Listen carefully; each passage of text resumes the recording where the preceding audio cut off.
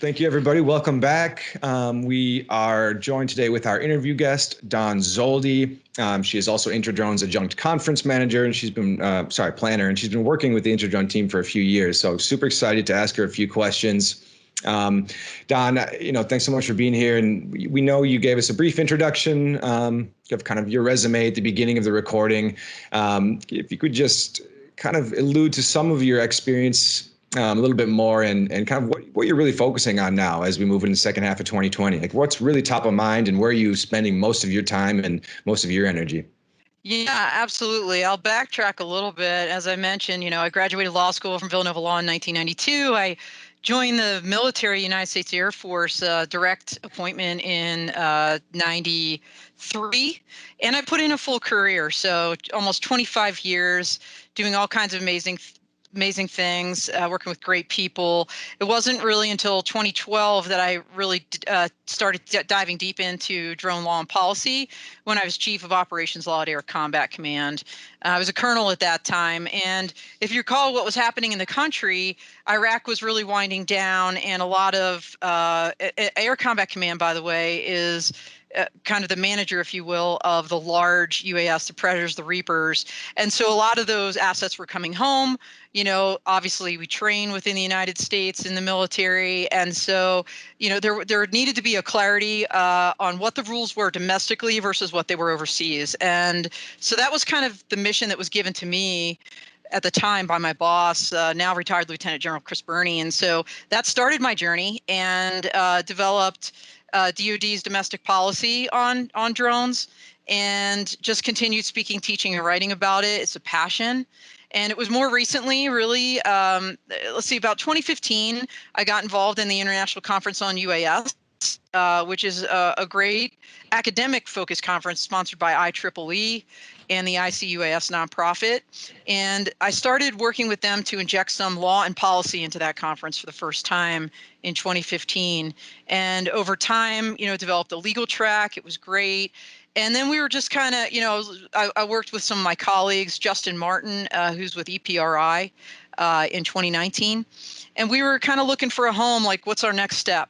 And really, that's when it all culminated in 2019 when I won the Women to Watch in UAS Award, Women in Drones, and was presented at InterDrone, and started discussing with Mike, what are possibilities for synergizing with InterDrone, and hence P3 Tech Consulting came about. And that was the impetus for my company, focusing on people that are passionate about advanced tech platforms and building programs and policies to help build a better future together. And so that's what I'm doing, working on continuing legal education, because lawyers really need to understand the space. There's a lot of law firms working in this space, individual lawyers, but to work collaboratively with the industry is the most important thing. And I'm not just talking about as a client, I'm talking about actually understanding the client. And so that's kind of my mission. And then just a lot of writing. So I'm working with, obviously, InterDrone, building some content for you guys, not just for the conference, but in writing, working with some other platforms like Inside Unmanned Systems Magazine. And then more recently, I've started building partnerships, if you will, strategic partnerships with other companies like Aerovat that just announced that yesterday. Darshan and I are looking to, Enrica, we're looking to maybe build some platforms at the state level that focus on operators and the legal folks and bring in education to that grassroots level. Working with Ultra, the Urban Low Altitude Transport Association, a bunch of folks from New Jersey area that work in that tri-state area. Again, building some education platforms with them, which is really exciting. And UAS Colorado, more recently, I've been appointed to their board of directors, and so just really excited. That Women in Drones. I mean, I can't say enough about Sharon Rossmark and Women in Drones and the work she's doing, and the Women to Watch Award, because I'm really a living example of how that can be life changing. And so, to the listeners out there, I think you've got about a week left to nominate. It's totally free to nominate. And there's individual awards and group awards. So I highly encourage people to do that, because you can really lift somebody up by having them receive that award. So that's just kind of the overview. But Right. the others, so this is all kind of in my, I don't want to say my spare time, but my business, because I don't have a lot of spare time, but like my business I do at night, weekends, and, early morning, late night, holidays, because I'm currently the acting director of the Air Force Academy Center for Character and Leadership Development, where I'm working, and integrating leadership across the curriculum. So that's pretty great. But because I'm still a federal employee, I have to provide that mandatory disclaimer that, what I'm talking about here today, it's my opinion. It's not those of the DoD. I'm not trying to endorse any particular organization, and certainly not trying to influence the actions of federal agencies, their employees. So that's the 30,000 foot view of my background and what I'm doing today. Great. I remember when I ran into you at another drone conference after InterDrone, and you told me you had just started your business. And whenever somebody tells me that, I get a little scared for them. But immediately having conversations after that, I was like, yeah, we could get something together with Dawn and help her get footing, because you're definitely a talent that is actually, I think, was needed. That we needed a new voice on the legal side. We had some great voices, but I think a lot of it was kind of trapped in history. So you've been a great welcome addition to that conversation.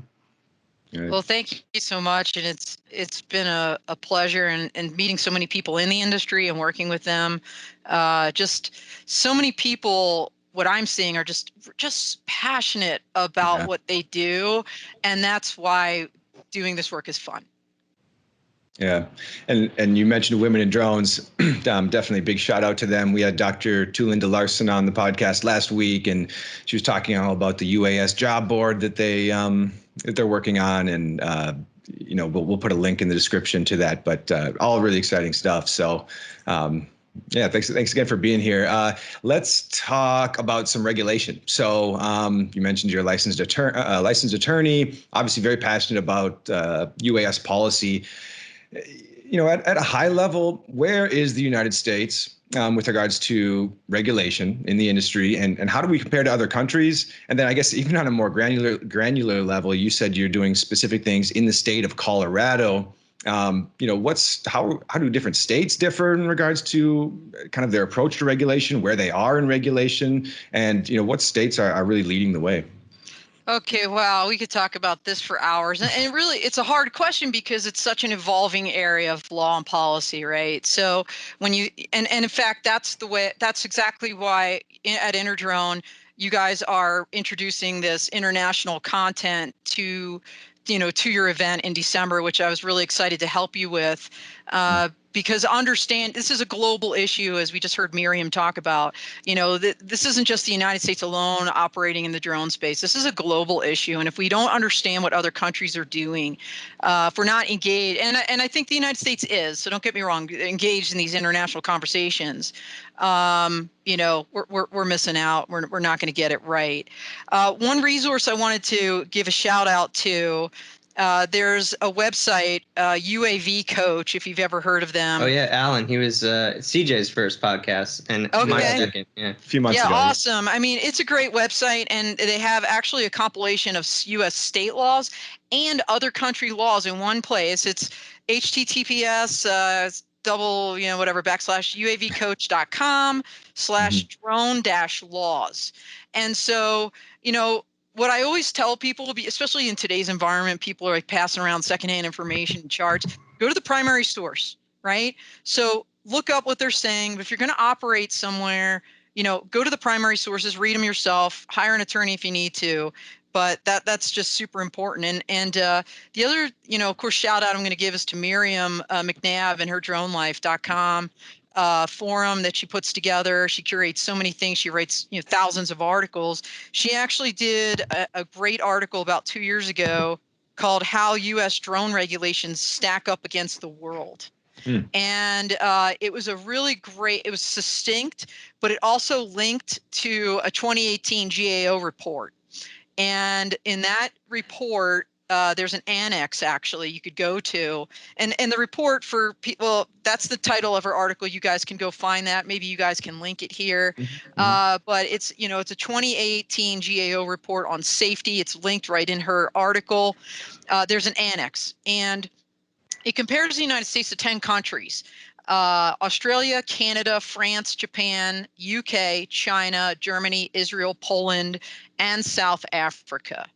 And so it's a great resource. Now it's 2 years old. Obviously, within the United States, we've evolved a little bit with the RID, NRPM, notice NPRM, and things like that. But I'll give you a real quick overview. Bottom line is all the countries that were looked at regulate commercial UAS.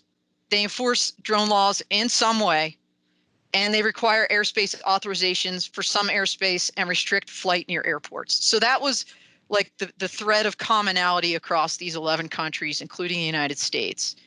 All except, at the time, Israel would allow beyond visual line of sight in some circumstances. And we know in the United States, right, you need special approval to do that. All except China and Israel restrict altitude of drone flights. And then all but Japan, China, and Germany required some form of pilot training and certification. So, if you did a chart, and maybe that would be interesting to do at some point, maybe I'll get to that, put that on my to-do list. You can, kind of tick these things off. The disparities we saw were kind of in the recreational versus commercial. And in fact, since Miriam's article, there's been an evolution in the United States. We've seen with the 2018 FAA Reauthorization Act that the United States and Congress clearly said, yeah, you guys can actually regulate the recreational users, right? And the registration requirements apply and things like that. And in the NPRM. I always screw that acronym up for some reason. It's just a mental thing. The NPRM for RID, it talked about how it would apply to recreational users. So what you see in the United States is bringing the recreational users under the just the general umbrella of the normal UAS rules. But let's see. Japan, China, Israel did not distinguish between commercial and recreational use. They applied the same laws to all. And that's kind of where we're going, right? As I just alluded to. And then in Australia, it was kind of a mishmash where safety regulations of flight apply, but you have the community-based organization stuff that applies. And then France and Poland were the only two countries that did not regulate recreational operators at all. Again, this is 2018, and I haven't had time to do a deep dive on what's changed since then. And that's, like I said, on the to-do list. The only other big difference is this kind of idea of weight-based risk categories for regulation. And here, the United States was one of the few that did not recognize that. And Israel and Poland also do not divide small UAS into specific weight classifications.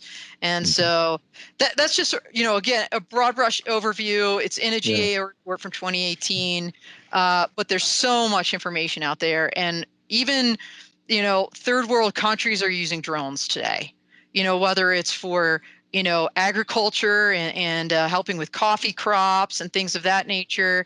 And so, again, I'd go back to that resource. And if you're going to operate somewhere, you just have to dig deep and see what applies. Right. Yeah, I think what you were just saying about how the approach countries are taking to commercial versus kind of consumer drones is interesting. We had Brian DeClette, the CEO of Measure, on, and he was saying that, as far as remote ID implementation, it makes sense for the commercial side. He was less sold on the idea that if I'm just going out and taking some photos of my yard, if I need to be in this remote ID system with the commercial drones themselves. Yeah, I had an FAA official off the record, or not off the tape, compare it to a Second Amendment kind of absolutism in the recreational space. And at the time I was understanding of that. But I think actually I've been drifting more towards Brendan's perspective of, are we over regulating recreational use, because we also pulled in, model aircraft flyers when we did that. I mean, drones are fundamentally different on one level, and it's the ease of use to get them in the air. So therefore, you could get an uneducated user causing damage faster. But as more time goes on and we don't see as many accidents as we might have expected, I think some people in the community are starting to question whether or not they made a good decision voicing to bring it in under the same regulation. Yeah, I mean, I think from a number of the security agencies standpoint and the FAA, it was all about security. And so who knows, maybe someday we'll have like what they have in Star Wars, that big shield that pops up, that invisible shield that you can't fly in. If you fly into, you're just going to explode. If you had that around, the Capitol building or the Supreme Court, then you wouldn't have to worry about having, the recreational users with RID, because you don't need to identify them, because they're just going to explode if you try to go near. We're not there yet, and so it's an imperfect solution to a really hard problem, because look, you can read open source information and see that terrorist organizations are actively using small UAS overseas, specifically for that specifically for that, and they look no different than the one you're flying in your backyard. So it's that distinction issue, and it's a distinction issue in particular on the home front.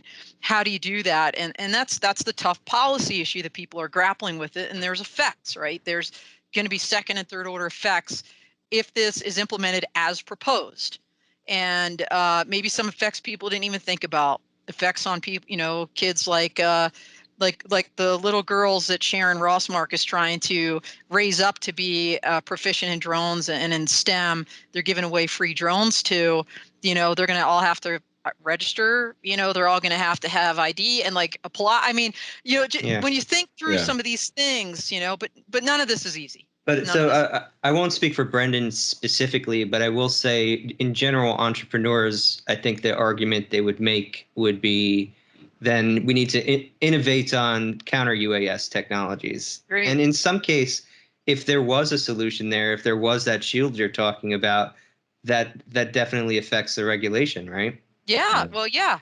Like the Navy using that laser recently to take down a drone. If that technology evolves, does that change the equation?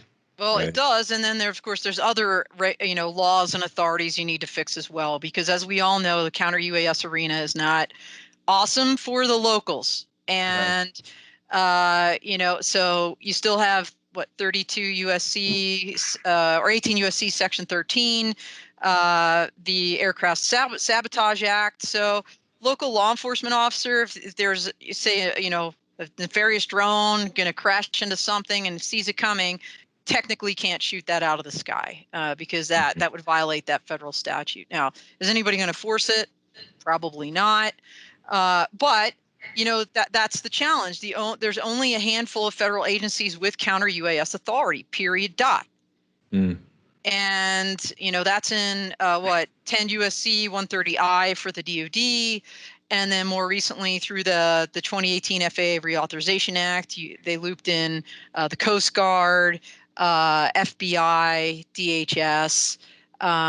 So again, very, very, and I think DOE has their own special authority under the Atomic Energy Act. But that's about it. I'm sure the Secret Service has authorities that nobody knows about, but so that's the other challenge. So once you get that technology, whatever that is, then you also need the laws and regulations to allow the use of it, and at what level, right? So that's the important thing to think about. Yeah, you can't have a beat cop shooting out random drones out of the sky, right? Because you have to be able to verify that they know what they're doing before they actually intercept that aircraft. Sure. I mean, so on the note of knowing who's up in the sky, remote ID, it can seem like a mess to some of us. Don, can you break it down a little bit for us? And is there light at the end of the tunnel? Where are we now with regards to remote ID? And where do you see it all going here in the States? Yeah, well, I don't know where it's all going to go. I can tell you what's been proposed, and that proposal, as you both know, came out on New Year's Eve. Fun holiday for me, reading 316 pages for the article I wrote for you guys. Yeah. But that's when it was published. With 2 March of 2020, it closed out more than 53,000 comments. Unfortunately, as we all know, a number of people and some organizations proposed, cutting and pasting the same exact comments. Those are essentially useless and will be counted as one. So I haven't done the math or the analysis to see at the end of the day actually how many comments count, but 53,000 were proposed. And so this was a really interesting proposal, years in the making, and basically would apply to all UAS operating in U.S. airspace over 55 pounds or any 0.55 pounds, excuse me, or any UAS sold in the United States, with very few exceptions. Government agencies and aircraft used for research are 2 of those exceptions. And so bottom line is you would not be able to operate a drone in U.S. airspace unless it has this RID capability that meets FAA requirements. And further, no drone could be produced for operation in the United States. So that would be applicable to foreign drones that would be operated here after a 2-year period. And the time horizon for the operators 3 years after, right? 3 years after the rule is published, before their drones would be grounded essentially, unless they complied with these requirements. And so what are the requirements? The notice of public rulemaking basically breaks the world into 3 kinds of UAS: standard RID UAS, limited RID UAS, and no RID UAS. Okay, so the standard RID UAS would be required to do 2 things. They would broadcast identification and location information directly from the aircraft and simultaneously transmit the same information to what they're calling an RID UAS service supplier, or USS, okay, through an internet connection. So they need those 2 capabilities, and there's a third party involved.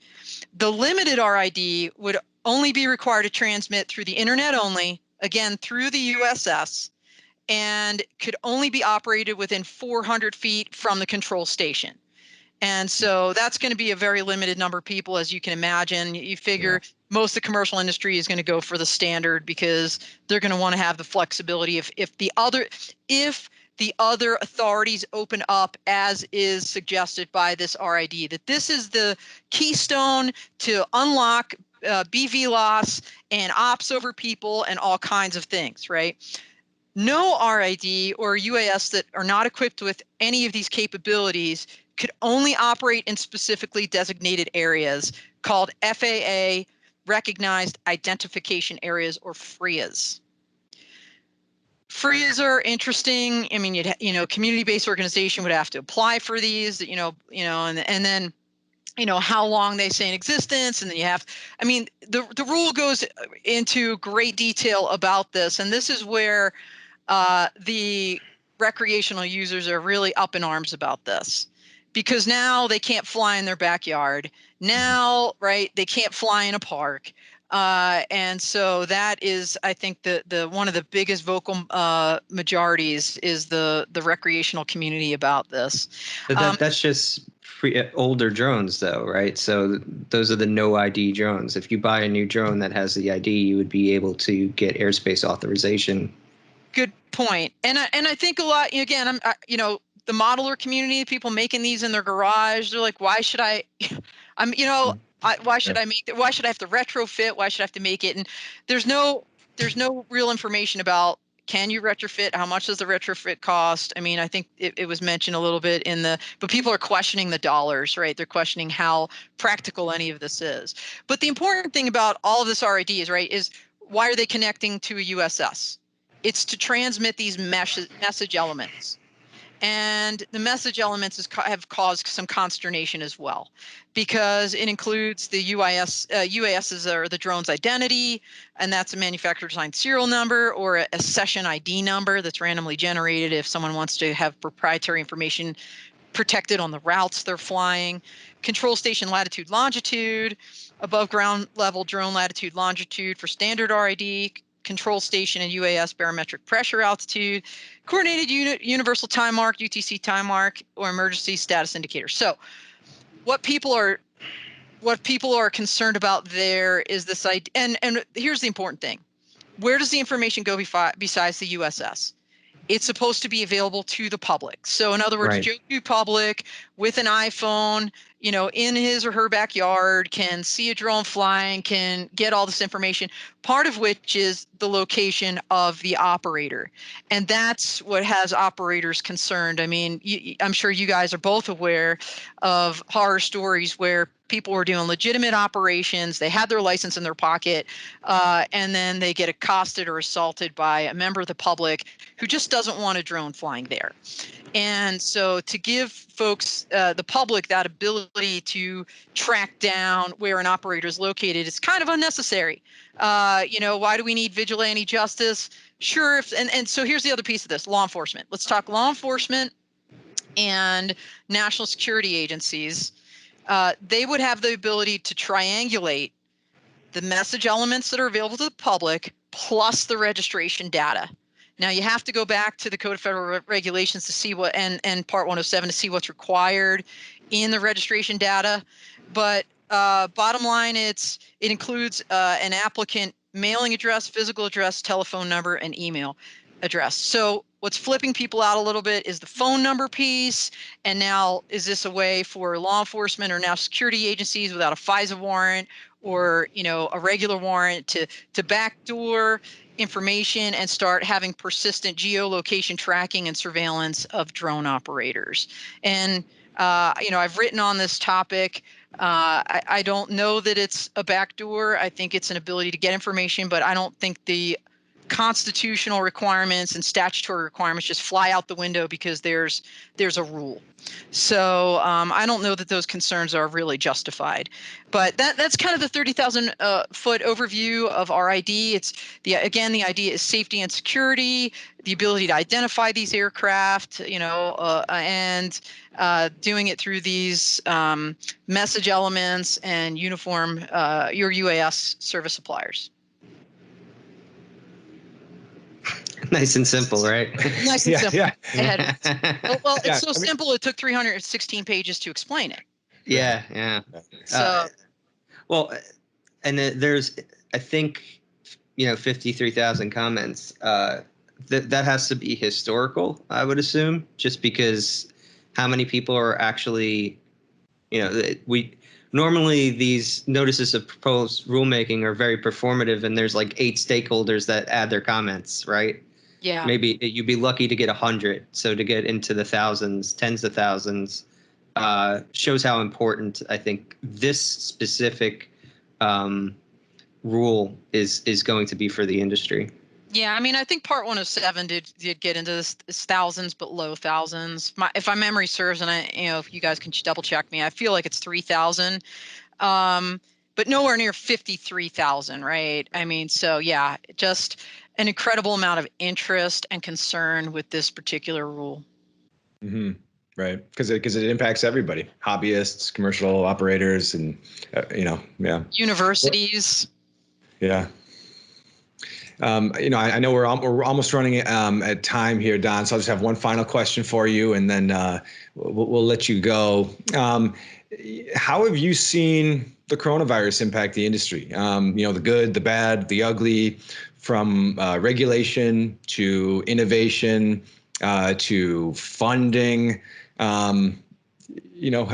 Just we've seen.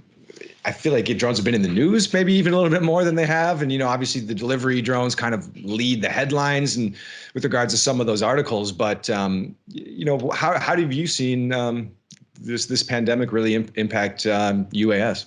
Yeah, exactly. I mean, when I talk to people, I always say when human to human contact is the problem, send them the robots, right? So we've been seeing that. We've been seeing it across the globe. Some of the examples in an earlier session we talked about are, the pandemic UV light drone that they've developed in Ireland that's doing some amazing things. This idea that drones can be delivering test supplies to ships, tests and medical supplies to ships that are in ports that have a bunch of COVID patients on board without endangering life or costing a ton of money as a helicopter would. So there, yeah, I agree. There's a ton of good drones for good stories out there, and let's see. What we're seeing people getting really creative and having virtual meetings as they're doing their inspections. So one of my friends here in Colorado, Ken Haynes, has a company called AGL Drone Services, and that's part of his portfolio now. And so that's pretty cool. People are doing remote inspections of facilities like Ken, lots of media capturing, images that you could never capture from the ground that are really breathtaking and amazing and showing the effects of the pandemic. Package deliveries. We talked a little bit about that earlier. And this, idea of a drone airline with UPS right now to deliver medical supplies, which is amazing. So you're seeing the aperture open a little bit. You're seeing the FAA flex a little bit when they're talking about maybe granting waivers a little quickly for some people, maybe not for all. I've heard stories on both sides of the aisle there. But so I think the drones for good stories is going to help public perception. There's so much that can be done. That's the good news story. I think there's a downside here. Well, there's a lot of downsides, obviously, with the pandemic. I mean, let's not mince words, right? So I think on the other hand, there's a number of drone uses that could really negatively impact public perception and the way the industry can move forward. Things like drones, police or other agencies using drones to yell at people to get back in their houses, right? So it has this negative association, and that's really not what you want people to walk away with. There was an aborted effort up in the Northeast where a local law enforcement agency was going to use drones to take people's temperatures remotely. Well, I think that was New Jersey, yeah. Yeah, I'm thinking, or Connecticut. I don't honestly remember, but the point is, like, why is law enforcement taking people's temperatures? Like, again, yeah, that's a good point. Just made no sense whatsoever, and the public outcry was just overwhelming. Within 24 hours, they completely killed the program. Yeah, and I think that was Connecticut. Yeah, I think frankly it damaged, the reputation of this industry for years to come in that community, because so that's a problem. We were actually softly. I mean, we're always trying to give industry players room here on the podcast, just InterDrone's a platform. But from day one, we were very cautious about the temperature reading because we're not even sure that's scientifically valuable information. So all it ends up doing is scaring people. But I don't really know, but I think the biggest impact that COVID is having on the commercial drone industry, and you guys are a part of that ecosystem, right? As conferences get canceled or go online or try to do alternate formats or try to, forge forward and see how it goes. And who knows what those restrictions will be by December. I hope they're all clear. That's my hope, like yours. It's not just, it's the whole ecosystem, the whole economy that's being affected by COVID. I mean, especially these small businesses like Ken, and others where, there was a period of time where drone operators couldn't even renew their testing certifications. Right. The test sites were closed. Their 107s, yeah. And for their 107s, and there was no, we'll just do it online, or, we'll give you guys a reprieve until end of July. Like, you're still good to go if your license expired within this and this date, like the UK did. We weren't doing that. We're not doing that here. And that was an easy do. Right. And so what you're seeing is people, really being impacted. There are great uses, and some companies are doing real well, like Drone Up. And then there's the mom and pop folks out there that are really, really suffering. And so I'm hopeful we can come out of this. and that those good drone use cases, drones for good, will be the things people remember, and there'll be an explosion of drone use going forward for the country. But I guess only time will tell. Right. Yeah, I think that's such an interesting dynamic. You look at a community whose first experience with drones was delivering prescriptions to a retirement community, and that's going to give off a great perception. Now that you look at Connecticut and their first experience with drones is some rogue, it's probably felt rogue to some citizens, drone that maybe is trying to take people's temperatures or yell at them to get in their houses, and it totally sets them off on a different foot for just kind of their how they view the industry as a whole and the technology. So I think one thing that this industry has to learn is that there is something primal about having something floating above your head. And if you don't feel like that thing is safe for you, that could easily be an aerial predator in your mind. Like that's what strikes up. So, education is one thing, but I think we'll always be facing that. So maybe these just aren't uses that are good for drones. Yeah, I don't know. But, one more thing that I just thought about, which is critically important. We don't really know what the impact of COVID is going to have on the regulatory process. That's huge. Because with 53,000 comments and the majority of the federal government, shutting down or, going the remote operations and people getting laid off, et cetera, how is that going to impact the timeline of the remote ID rule, which, I'm hearing aggressive, at least we were hearing aggressive timelines like, oh, we'll have it done by December. Well, really? Will we? I mean, I don't know. And so I think there's a lot of impacts to COVID that people are not readily apparent that we're going to be seeing later in this industry. Yeah, I mean, we saw like a BV loss waiver, so I was initially thinking, oh, COVID may speed up some regulation. But then Brian Declarative Measure, he used to work for, I can't remember where, but he's worked in government. And he was saying, no, it's actually the opposite. This will now just be a great excuse to say, well, to not get the job done. We didn't do it on time because of COVID. We didn't do X or Y or Z because of COVID. But yeah, could be. Yeah. Well, Don, I know we got to let you go, and we could probably talk for another hour. I just want to say thanks so much again for being here. For anybody that wants to get in touch to learn more, how can they reach you? And any final thoughts? No, thanks so much. Absolutely. So if y'all want to go to my P3 Tech Consulting website, it's p3techconsulting.com. If you guys wouldn't mind putting that link up there, I'd appreciate it. I basically linked up all my articles in my news tab there. You can learn more about me in my About Me tab and things of that nature. But I'm on Facebook primarily. I got an Instagram and Twitter account, but I don't use that enough. I'm on LinkedIn, so please link in with me. And my email is dawn@p3techconsulting.com. So no, thanks again, gents. This was a lot of fun. Always a pleasure talking to you, and have a great day. Yeah, thanks so much. Awesome. And we'll talk soon. All right, see ya.